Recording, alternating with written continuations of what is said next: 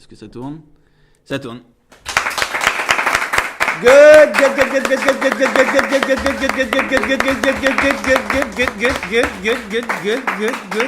Good evening, everyone. How is everybody going? Good. This is Remy Ribas, and this is your fourth podcast in English. If you laugh low, you laugh loud.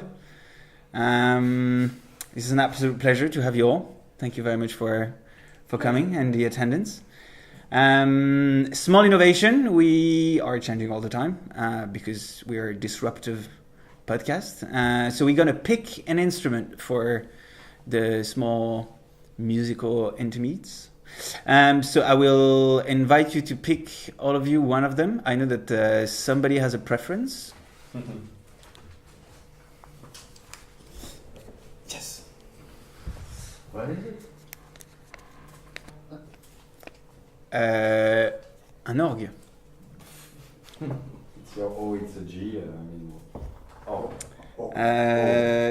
Yep. Organ. Oh, organ. I love organ. And you have a beautiful one, huh? Yeah. So we're all ready? Yes. Yes. Everybody understand their instrument? Yes. Yes. Excellent. Not So sure. we all go. I'm not sure. One being one word. So for this part, I'm going to ask one and every one of you a message. It could be an intention, a wish, a fear, a hope, a thought, anything real as long as it resonates with you. Would you do me the honor? Yes. A tree. I'm sorry. Perfect. Enthusiasm. Oh, good. Enthusiasm. Very nice.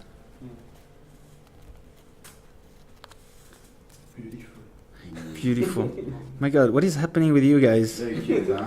Yeah, this is it the spring that makes you all horny like little bees, or Borderline. borderline? And kindness. My goodness. Oh. So many Buddhists around this table. Who would have thought? Very nonchalant. Very nonchalant. Very. And mine.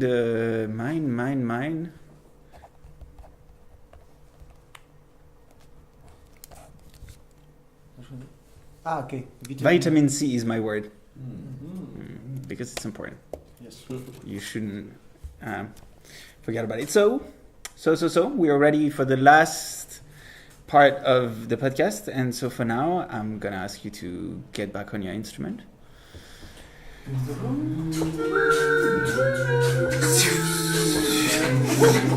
Battle of DILF Joke. Hugues, you're embracing it. I'm extremely proud, and this is you live it to the core. I'm very impressed. So for this second session on the first podcast in English, it was I'm gonna translate the shit out of you, but it didn't fly really well. So for this one, we're gonna innovate a little bit, and it will be a battle of DILF joke. But I googled DILF, and it's actually a thing. It's a diploma. Yep. Of what?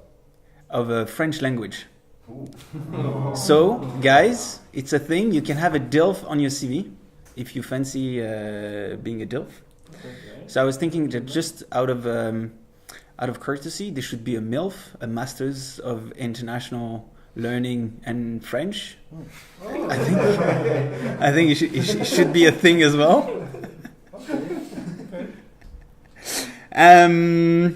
So Hugues, you know the rules. We're gonna read one dad joke each, and if you laugh, you have to remain naked for the rest of the week. Fair enough.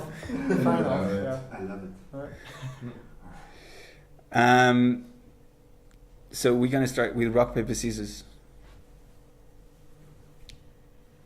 Again, rock, paper.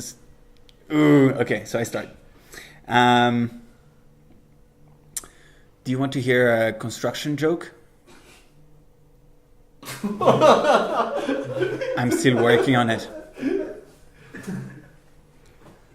see a robbery at an Apple store, does it make you an eyewitness?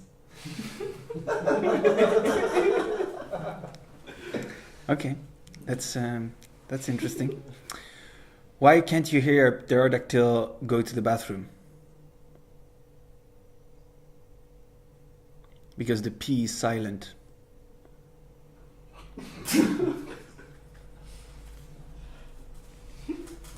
I know a lot of jokes about retired people, but none of them work. That's interesting. I am so good at sleeping. I can do it with my eyes closed. Nice. Two goldfishes are in a tank. One says to the other, "Do you know how to drive that thing?"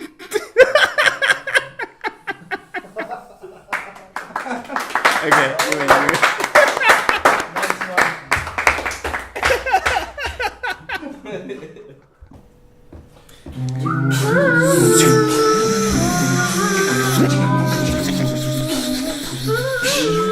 The BPs. This weekend for the second podcast, this big piece will focus on yoga. Any yoga fan around the table? No? Okay. Okay. Interesting. That's why. So if you don't know what yoga is, yoga did to my life what Victoria did to David. Thanks to it, it became suddenly very fuckable. Yoga is defined by the Collins as a Hindu system of philosophy aiming at the mystical union of the self and the supreme being in a state of complete awareness and tranquility through certain physical and mental exercises. Me, I define this definition as a lot of crap. But I have to admit, I started yoga about 2 years ago, and it had a very positive impact on my life. I now do yoga very often, more often than I go for number 2. But I still don't buy in this mystical, spiritual side of yoga. For me, yoga is a way of doing cool ninja shit with your body. I know it sounds a lot like an allegedly straight guy going to a gay sex club every week and telling people sometimes, "I'm not gay, I just enjoy the feeling of it." Me doing yoga and yet not embracing the spiritual side can sound a little weird to many. As a man, there is a very few options to start as an adult body expression practice. You can take dance lesson, but that implies to find a partner. Unless you want to do some country music, in which case your partner is also your best friend, your high school sweetheart, and your sister. And if you don't have a sister, your mother will do just fine.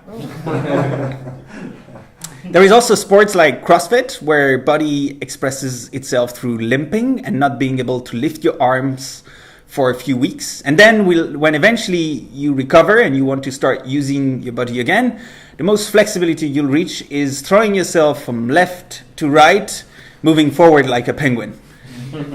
Now, really, yoga is the only body expression that you can start as an adult and you will fit in. And there are a few adults men doing it. And you will feel like a king. Actually, you will feel like a special kid. Whatever you do, you'll receive compliments and encouragement. To top it up, yoga comes with a few perks. One obvious, you'll practice with mostly women, wearing not much. And the second, when you'll reach a certain level, you'll be able to give yourself blowjobs. Oh. I am nearly there, FYI. And that is a big perk, because eventually you will end up saving a lot of money on hookers, making yoga classes cost the single best investment you've made after your vasectomy. But I get it. Starting yoga can be intimidating as a man. So I'll give you a full review of what to expect in a yoga class. Regarding yoga, there is a few different types. Ashtanga, you change and sync movement with breathing. Hatha, it's very different because you change movement in sync with breathing. Vinyasa is quite specific because you sync your breathing and change with movement. And yin is something on its own as you focus and sync with your breathing as you change movement. Some people would consider aerial yoga in the list, but let's be honest, you're closer from pole dancing than you're from yoga. During these classes, teacher would actually stop to take pictures. Yeah, that's fucked up. Even for a guy cruising on a yoga's non-spiritual side. So once you decided which type of syncing breath to movement or syncing movement to breath, you're ready to enter the studio. First rule, you don't make eye contact with students. It's a thing. Don't ask. And you will place your mat in the middle of the students, never on the edge. Because it will end up smelling like fart in the middle of the class. And if you're in the pack, you cannot be blamed. Then, as a man doing yoga, there are a few boxes that you must fit in. As the list is exhaustive, you will have to pick. The first one is the scary breather. If you're not one, it can get scary the first time you meet one. These guys made the voiceover for the dragons when they are on downward facing dog. It's completely normal if you have a fear fart the first time you hear one. Hence, they need to be placed in the middle of the room. When you are contracting your body to settle in a position, an element of surprise can cause your body to release. Don't freak out. Just act as if nothing happened. The second one, the perv. You'll recognize him. Even as a penis owner, you'll feel like your top is way too transparent and your nips are sharpening his unspeakable fantasies. He will make you uncomfortable. If you are one of them, though, don't be, man. That's just don't. Just don't. The third one, the hippie. That's the punchable guy by essence. He flies more than a pink flamingo and judging you for eating non-vegan sushi. That is the kind of guy who is high on life, but if he wants something stronger, he will go for a raw chocolate ceremony. Last but not least, that's the CrossFitter guy. He will make you sound familiar to Tasmania Devil. Every position he will change, he will go when sitting on his legs straight, he'll do the same sound as he's trying to do the full wheel. I won't tell you which one I am. Just go to yoga and do ninja shit. That's it for me. Are you ready for the music instruments without transitions?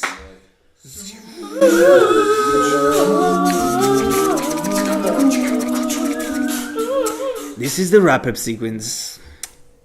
Alright guys, so for the first time in this podcast history, which has been 3.5 weeks, we now have papers with random words that we've wrote in it. So we are semi-professional, I would say. So you will have a word to prepare on it. And then you will have to improvise whatever sentence that is still in link With the first word. to the previous one. Okay. Thank you. Okay. Fuck. Okay, we are missing a paper, so we're definitely not professional. Okay. Okay, I wrote the last one. So, Polo, if you would give me the honor of starting this heart-opening session with... So I begin with our... You make a sentence with a word you just picked. Okay. Every morning I take my vitamin C. Every morning I take my vitamin C and pee in front of a tree. Every morning I take my vitamin C, I pee in front of a tree and feel full of fucking enthusiasm. Amazing. Yes? Every morning I take my vitamin C and I pee on the tree, and because I'm a fucking tree enthusiasm, because I think they are so beautiful. Uh-huh. Every morning I take my vitamin C, pee on the tree. Because tree are my enthusiasm. And it's beautiful. Because it's beautiful. And you understand that borderline is my way of living. True. And you didn't need to get involved with the wombat to prove it. Thank you, everyone. It was an absolute pleasure to have you all.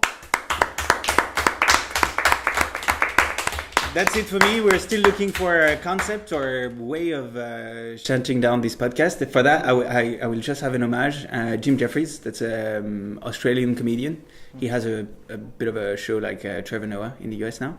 And he found, I'm afraid, what is the best way of ending his show. And basically it's, we can all do better. Alright.